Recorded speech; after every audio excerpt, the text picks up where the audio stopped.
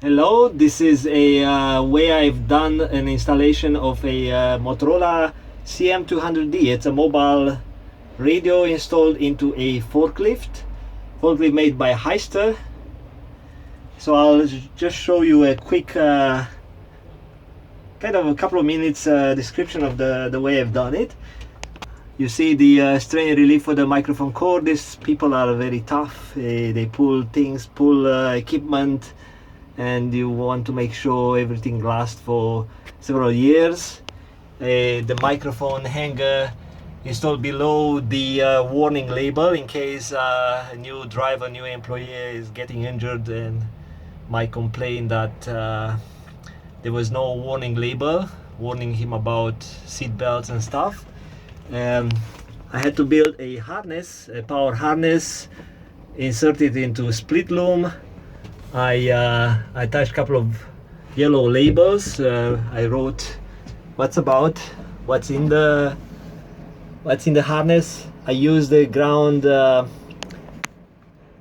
wire that's attached to a bracket that's welded to the chassis, so it's a solid ground. Sometimes I go to the battery.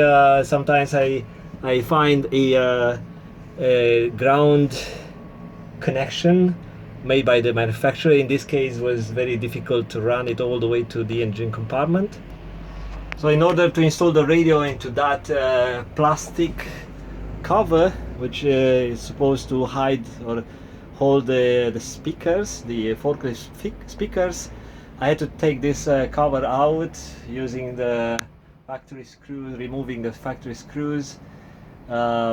So I'm not going to give you detail because this forklift is made by different manufacturers, so you may not encounter similar equipment. The power wire, I attached it to an existing 12 volts harness that was supposed to feed the FM radio. I used the split twist and solder technique, and I labeled it. I isolated and labeled it for future easy troubleshooting. And now the antenna. I've used a light bracket, which is a heavy duty, very thick metal. I had to drill pre-drill 3 holes and use this self-tapping screw. Of course you can use nuts and bolts. And this antenna is tuned, proper seal that comes with the antenna kit. Then I run the cable behind the light, and I use the clamp there. And also here I used a grommet, a rubber grommet. So it's not just silicone you can ignore. You can just skip that step, use some grease, but I used a proper gauge grommet, rubber grommet.